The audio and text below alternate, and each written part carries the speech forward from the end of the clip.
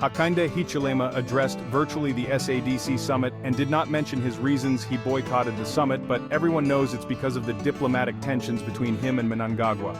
Here is his address today. Fellow citizens, yesterday, we were honored to virtually participate and chair the Southern African Development Community, or SADC, Organ on Politics, Defense and Security Cooperation, during the Organ Troika Summit of Heads of State and Government currently underway in Harare, Zimbabwe. In our remarks, we regretted that we were unable to be in Harare due to pressing national matters that required our presence here at home.